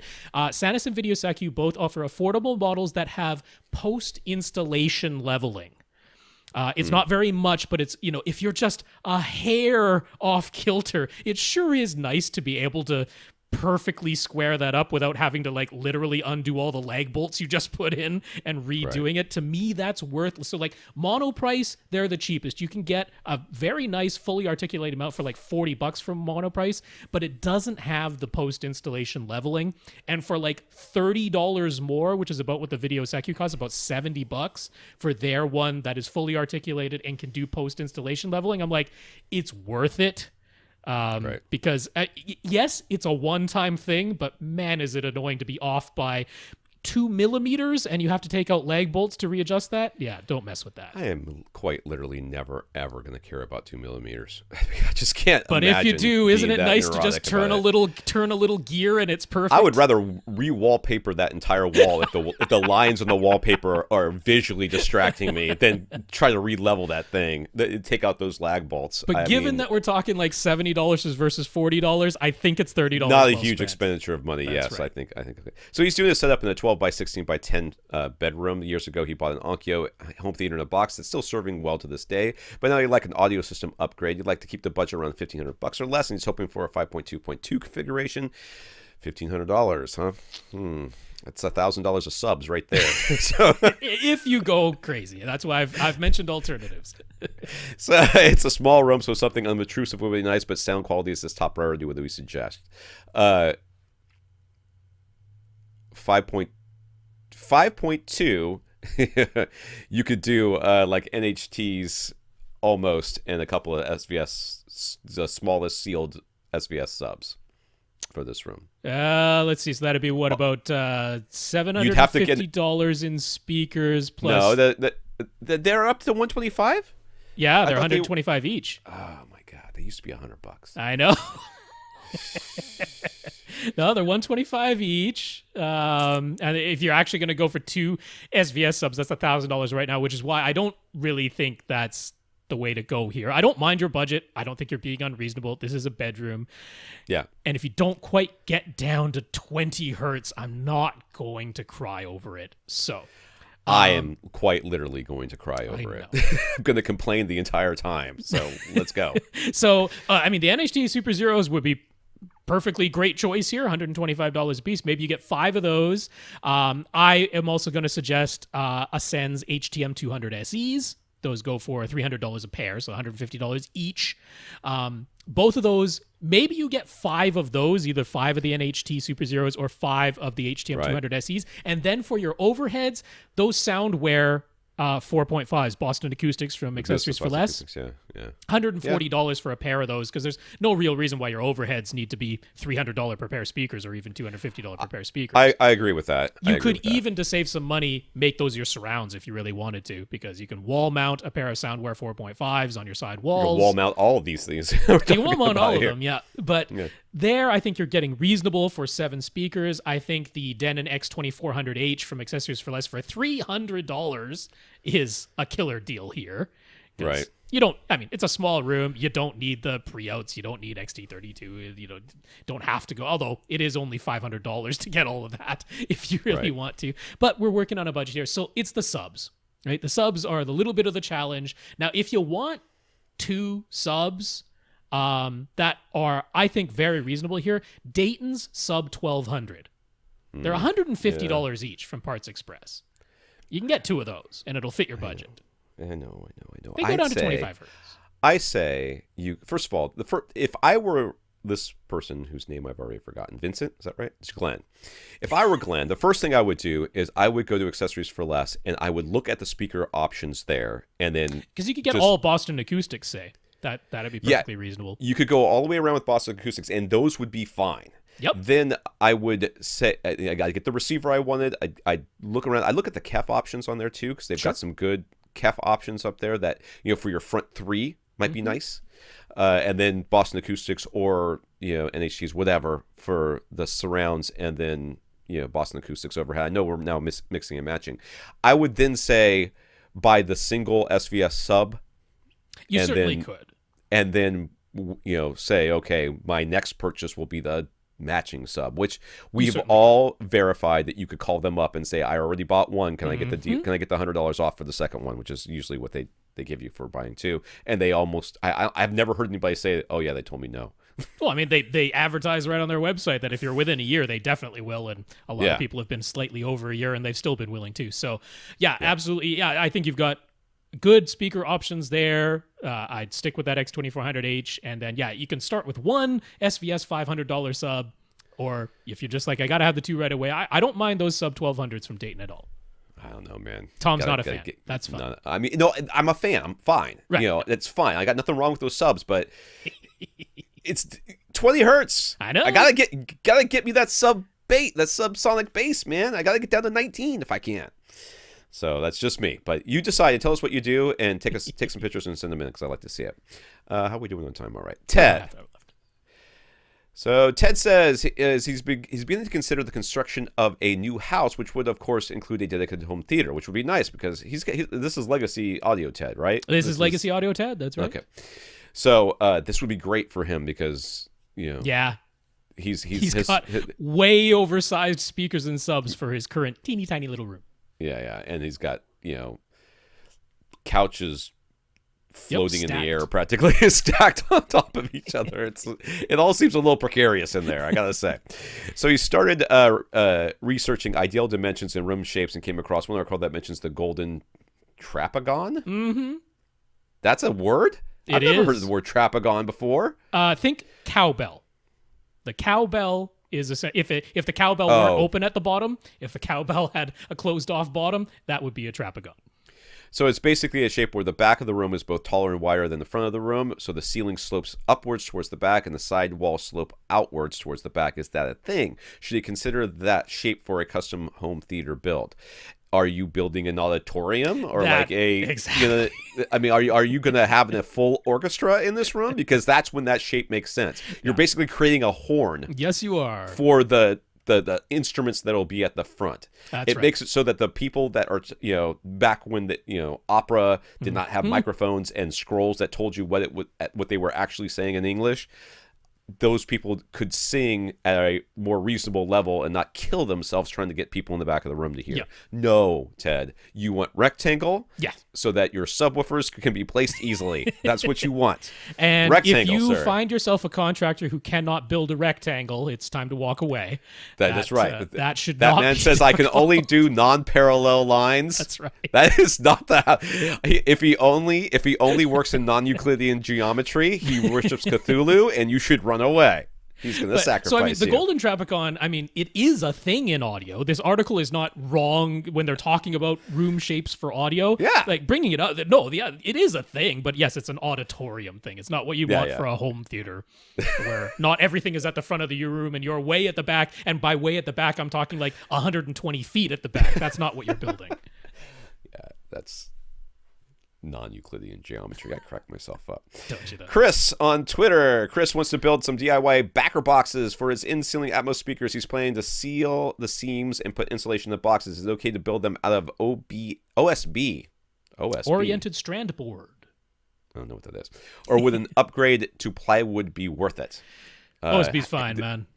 With this OSB, is it as long as it doesn't vibrate, that's the only thing you really care about. Yeah, no. So that's what they sheathe almost all houses with now instead of plywood. It's like chunks of wood that are all glued together. Oh yeah. That's fine. What that stuff is totally fine. Yeah, that's fine For a back box, totally fine. Oh yeah. I was thinking like wood paneling. That's what that the stuff was, and that stuff would vibrate like crazy. So yeah, you wouldn't want that. Oh yeah, no, that's fine. And I like your idea of it's a little bit of acoustic caulk on the interior seams, so that it's not leaking air. Very cheap, easy, good stuff.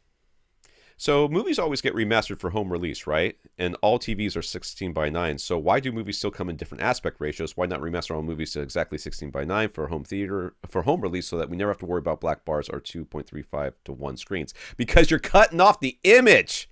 You'd have monster. To do something. You'd have to cut or stretch or pan and scan something. Does nobody remember the first scene with Jamie Lee Curtis and her girlfriends walking home at the beginning of the first Halloween movie, where they took the 2.35:1 so they could get all the girls on the screen, and they squished it together from 4:3 for our square screens we used to have. 4:3 is even worse. Everybody was like really super thin and stretched out. Does nobody remember that and remember seeing that and going, well, that doesn't look right? Because that's what we're talking about here. I guess he's thinking, could they be forward thinking? And sure, for the theatrical release, it's 2.35:1, but they actually captured image above and below, and so you could just reinsert that into the home release. And actually, on some TV shows that were like originally going to be broadcast in 4:3, but they recorded them kind of cinematically. We're seeing that with some things that have been like remastered because they actually did record more, but then you also get ones that were not done properly, and now you literally see a camera person off to the side because it was supposed to be cropped off, and now they're just taking that's the thing. The full camera image. So I mean, I'm generally speaking a pretty big proponent for director's intent, as long as the director's intent isn't to change Star Wars after it's already been theatrically released. In which case, then that director can go muck himself. So, mucks himself. That's right. So director's intent is very important here. And if you've ever seen where they have cropped things like this, sometimes what they'll do is they'll do a pan. Sure. So, and I've seen and I can't tell you what movie it's from, but I've seen a scene where, there's 3 people in an elevator basically, and they're talking to each other. So the person in the middle is always on the screen, and then the camera pans left and right to kind of capture the other 2 people. But what you miss is when you get the one person on the right in there, the person on the left is reacting and doing things that the other 2 actors are reacting to that you can no longer see. So why don't we do it this way? Because it's I mean, if the director, if like Rob said, if they captured all of the stuff and the director was looking at it in that way and said, okay, well, we'll film it cinematically and then we'll crop it as needed afterwards, or like we're just going to film the whole thing wide and then we'll crop it, and then there's like the audience and the chairs and you can see the stage manager running around. No, we don't need that. So no, generally speaking, whatever the director did. Movies are made in all kinds of different shapes, and I want to see the whole image as it was intended, and that might mean black and bars on top and bottom. It might mean black bars to left and right. It could, or it might mean that the black bars change their location throughout the movie as the aspect ratio changes, because some movies do that too. That's right, Dark Knight. So, unless somebody filmed it on an iPhone, in which case it was vertical, in which case I'm never watching it. Hey, it's Quibi. It's exactly what Quibi is all about. Damien's question is forever long, so let's be brief on each answer. Okay. Damien continues to update his basement home theater. His wife painted the front wall using Sherwin-Williams black paint in an eggshell finish. I will tell you right now that I'm a huge fan of Sherwin-Williams now. My son did a Eagle Scout project. He went into Sherwin-Williams and said, I'm doing an Eagle Scout project. Can I get a discount? And they said, yep, take it all for free. So that's a discount. That's a discount. Nice. They were very, very helpful, and I'm very appreciative of that. Cool. Damien thinks it looks great. He hung a 100-inch pull-down screen that his mom found him for free. Okay, and then followed our suggestions to just turn on his white van projector that he got super cheap and move it into position after the screen was in place, since the projector has no lens adjustment whatsoever, not even any zoom. Yep. Okay. So the room, his wife would like to close off the hallway. Right. Yeah, there you go. His wife would like to close off the hallway opening. Can we suggest motorized curtains that would work with his Harmony remote, and what should he use for the curtain material? So blackout curtains is what you want, and Rob's going to tell you what, because I'm seeing these questions for the first time right now, and I didn't have any time to research. I just bought blackout curtains for my bedroom, because when we went to this people's houses up north, they had blackout curtains in my bedroom, and my wife was all, we need blackout curtains. I'm like, we have blackout curtains. So I just hung them, but then I didn't have enough for all the windows that I needed to cover up. And so I ordered some more from Amazon. Not all blackout curtains are made the same. Right. Okay. I will tell you that right now. So the ones I got from Amazon, I did not do any research. They just looked like the ones I had, and I just grabbed them. Well, they were both smaller and thinner. So my blackout curtains that I've had hung in my home theater, the wall that is covered, that the blackout curtains are covering, has never shown any light except for like a little bit around the curtains. But when I took the curtains down, the back of that curtain, almost all the black is gone. It has absolutely been bleached by the sun. Wow. That's how much sun has come into this, come in through that window. And so when I put the ones from Amazon up there, I'm like, I can kind of see light coming through these right now. So make sure you do your research on that. Rob, what should you do? Yeah, so as far as the motorized ones, I mentioned this company once before. It is ME Techs, I believe. It's a capitalized ME, so ME Techs.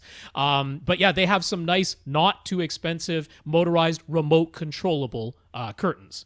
So that's a great one. It'll absolutely integrate with your Harmony remote, no problem. So that's a good solution there for not crazy high money. As far as the curtain material goes, I mean, I can point you to two places which are Acoustical Solutions and Rose Brand. Both of them have not only blackout curtains, but ones that are listed as acoustic curtains. They're supposed to have some absorption to them. None of them are as good as even 1 inch thick insulation, okay? So let's not go nuts thinking that curtains are a replacement for full acoustic panels. But if you want to get a little of everything, then those are two places that have that type of material, Rose Brand and Acoustical Solutions, and ME Tex for the curtain rod. So his wife liked the theater as a whole to have a darker color, including the ceiling. So do we have any recommendations? Because he's got a drop ceiling, and his grid is 2 foot by 2 foot. So should be easy enough to find some gray or black to put up there. Yeah, again, Acoustical Solutions is a great place for this because I know he wanted to address acoustics a little bit as well. So they have black or dark gray tiles that they actually have ones that are meant to be somewhat sound barriers, like they're multi-layered with some mass-loaded vinyl added to the backs of them so that they actually do block some sound, so that's worth considering. They also have your regular acoustic ceiling tiles like what you would find in an office building that are a little bit of absorption, but in a black or a dark gray color. So Acoustical Solutions, good choice for those. So we bought the Ascend Acoustics CTM 340 SE front speakers, but the left-hand door at the front of his room that opens towards the screen wall would crash into the speaker if he put his fronts where he ideally would like to have them. We previously mentioned that he could perhaps move the front speakers in front of the door, but that puts them unreasonably close to the front seats since the seats were moved closer to the screen to get his desired field of view. He wants to eventually increase his screen size when he gets a silver ticket and a new projector. Should he move seats back and live with a smaller image for now? Having the speakers in front of the door puts them at a 45 degree to the left and right so they don't line up with Dolby's guidelines. Should we stop there or should I keep reading? No, we may as well keep going on that. Yeah. Okay. He looked into maybe having the door swing out rather than in, but since this is an exterior door, that isn't an easy or cost-effective option, so his only other thought is to reverse the swing, make it a right-hand door that swings towards the left side instead of towards the front wall. If he snugs the front left speaker close to the front wall, it might just fit. So what do we think? He's got tower speakers, doesn't he? Yeah, I mean, well, so they're actually technically big bookshelves because they're the Ascend CMT 340s, but he got the pedestal stands that make them look very much like towers. So, I mean, originally he set them up just to the left and right of his screen, and he's hoping to get a larger screen at some point. So they're going to be at least as wide apart as they are in the first image that he had when they were to the left and right. Right. It's not as though the door is like literally into the corner. There's a little bit of space there, and obviously the way the door is hung now, yes, if you open the door from the outside, it's going to crash into the speaker if it's beside the screen. So he's like, if he just reverses the door so it opens the other way, still into the room but opens the other way, I don't know if that swing is going to clear that speaker. Also, it's not nothing to reverse a door. Right. Well, I mean, it's a chisel and... I mean, they actually have those already, like the shape of the hinge things you can attach to like a roto zip type of thing. If you want to make it easier. If you just want to hire a handyman. But then you also have to repair the other side. Fill in the other side. Hinge. That's right. I mean, all of that is entirely doable and cheaper than buying a whole new door. So that is still a cost savings. But I mean, I'd want to make darn sure that it is going to work because there's no point reversing the door if you still can't open it with the speaker where you want it to be. I do agree, though, when you see that image of where they have to be now, if he brings the speakers in front of the door, like it's too far to the left. That is a crazy angle to your front listening position. They're almost surrounds at that point. They're like 2 feet away from being They're like front wides, really. They're even closer than front wides, it looks like. Yeah. So, I mean, there's no real issue having those speakers quite close to the front wall. You know, Dave himself will tell you that, 1 inch is like the actual minimum. 3 inches or more is what he would hope for as in terms of from the wall to the back of the 1 speaker. inch is just to clear the binding posts. Exactly. So, but I mean, there's no real issue there, and you do have a little bit of depth from the front wall to where the door actually begins. This might work, but I mean, just make darn sure that if reversing, I would have okay. So eventually you're gonna have to deal with this door situation. But for right now, what I would do is I would snug those speakers as far towards the screen and back against the wall as I could, just to have the door work. I mean, could he just leave the door and just put in a stop so that the door can't bash into the speaker. Well, that's what I was thinking too, but it depends too on where it's hitting. If the door's got to open at least 90 degrees. If it's not opening 90 degrees, you're going to have a problem. But you can get special hinge attachments and stuff that will stop the door from opening. I mean, if you try to open a door hard enough, it will open no matter what. You could even put one of those it. doorstop blocks that attaches to the floor. Yes, that would you'd be have the to break other the door thing. to go past that. Yeah, you might have to break the door to get past it, but you could do it that way. But I would, I would consider doing all of those things before I considered flipping that door. Yep, me too. So, okay, in the speakers situation here, he bought 5 Ascend acoustic speakers. In total, he mounted the HTM 200 SEs on the side walls. Bottoms are 47 inches off the ground. His surrounds are in front of his second row of seats. The back wall is way behind. He could put a second pair of those just slightly behind the second row. Should he wire those as surround backs or a second pair of side surrounds, or just forget about the back row? Does anybody ever sit back there? His kids do. His kids sit back there all the time. Do your kids care about the surround? I would not make them surround backs. They're not in the correct position for surround backs. I would make them a second pair of surrounds. Sure. I would wire them that way if you really wanted to do it. Yep. But I would not do it any other way. Okay. Agreed. He wanted RBH in-ceiling speakers for Atmos because they ought to match well with his Ascends and because they offer back cans, but he doesn't have a convenient authorized dealer in his area. Are there some other in-ceiling speakers that check all those same boxes that we could recommend? How do you feel about becoming an RBH dealer? I know. You contact them and say, I want to become a dealer. This is not the first time we've had this problem, and the easy answer is you become a dealer, you sell yourself a pair of speakers that are seriously discounted because you get the dealer price. Or 2 pairs in this case. The 2 pairs in this case. And then if RBH needs you, if they need to tell somebody that if somebody contacts and says, hey, do you have a dealer in this area and you're the dealer, maybe you make some money on the side.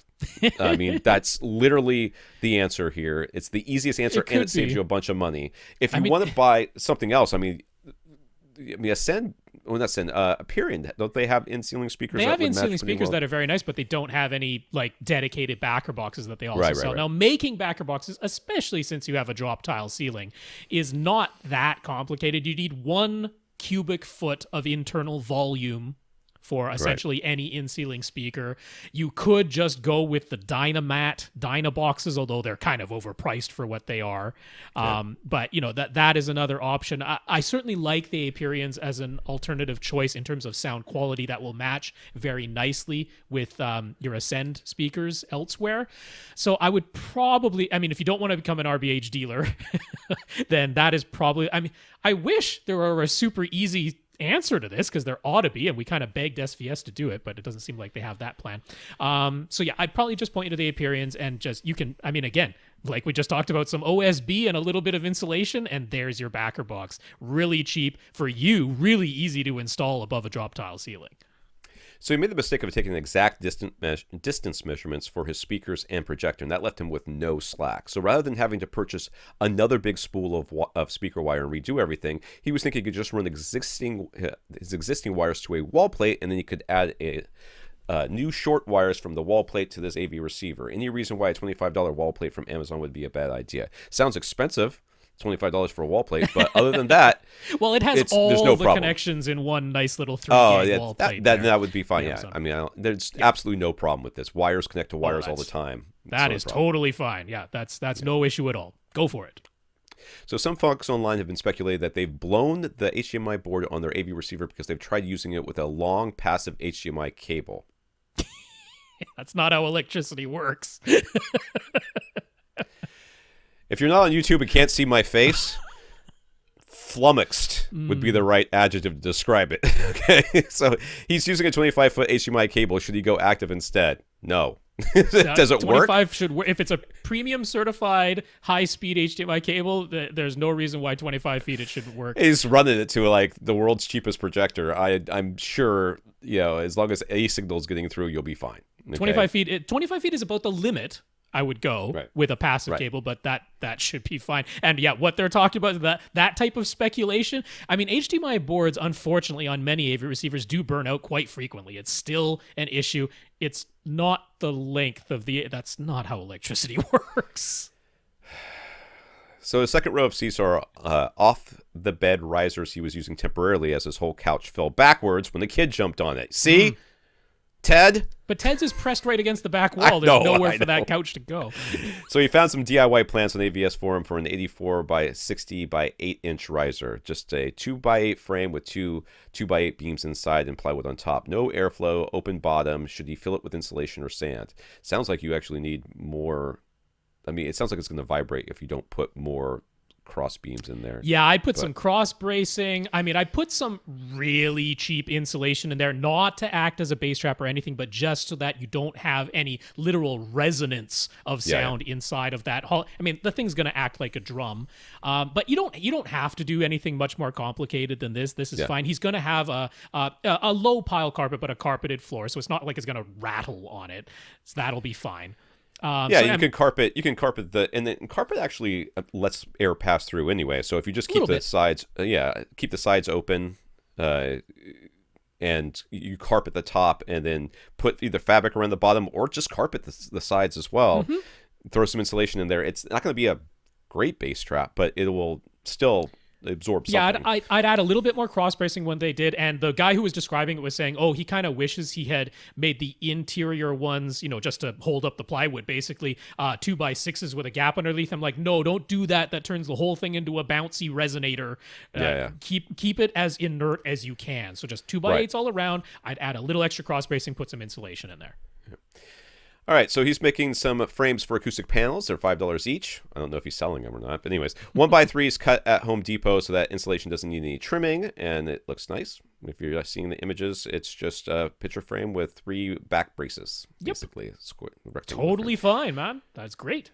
Should he hold off on placing them until he's finalized his front speaker and front row seating placement? I mean, for the ones you're going to put at the first reflection points, yes. For the rest of it, you don't have a whole lot of options here, so I would put it front wall, back wall, and then any place else you can put them. So I mean, whatever. Hold off on the side wall first reflection points until you figured out your speaker and seating position. But you can do the front wall. Everything else, just throw them one. Throw them up there. So his back wall is 29 feet away, so this makes sense to follow our usual advice of having panels on the back wall. Yes, or should he just focus on the fronts and sides of it in this case? No. Yes. Put it everywhere. Sound still goes to the back of the room. Yep. So he has an opening on that right side into the hallway, and the plan is to close that off with a curtain. Should he put up any panels in that hallway? I mean, I guess you could. The sound is going to bounce around back there, but I mean, I wouldn't. I don't. This is not where I would put the majority of my money. No, I wouldn't focus too heavily on that. And if you go with a nice thick blackout curtain, no, it's not a panel, but it's also not absolutely nothing. So I wouldn't be too concerned about treating the hallway. Now, if you take the whole hallway and you fill it up with insulation, it'll make a very nice bass trap. Now, you won't be able to leave the room ever, but you've got 2 doors. So you've got a door going somewhere. So maybe just take that door. All right, let's stop it here. I know. Oh, really?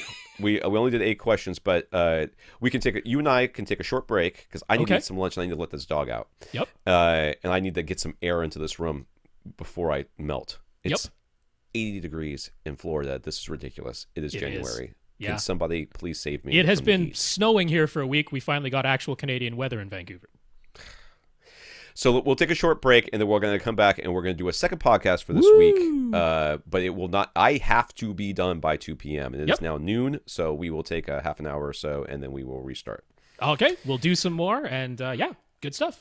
So if you want your question, if you want your question answered on this podcast, just ask. I know we are going through a lot of questions right now, but we will be going through yours as well. Mm-hmm. So we are dedicated. We'll catch up first in, first out for the most part. Yep. So just ask us that question at avrant.com, and we'll thank our listeners of the week. You see, we are on question 9. So let me go back to the top here. Thank our listeners of the week. We're going to thank Daniel, Matthew, Herb, or Herb and Herb, if you are something to sprinkle on top of my taco. Yes, Daniel, Matthew, Herb, and Herb. Thank you for the PayPal donations. And we'll thank our 102 patrons over at patreon.com, including Alan and Andrew. That's right. Patreon.com/AVRant podcast. If you'd like to sign up for an automatic monthly donation. Alan, Andrew, thank you for being 2 of our newest patrons. And 102 Patreons. Yay.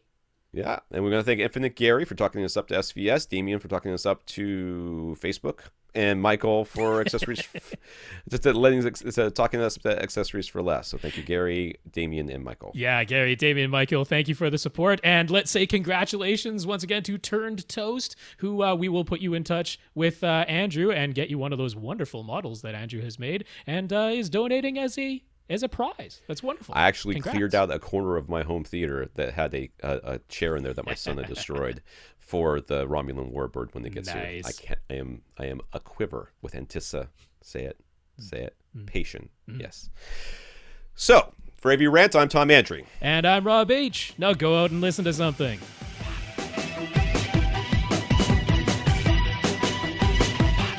Want your question answered? Send it to question@avrant.com.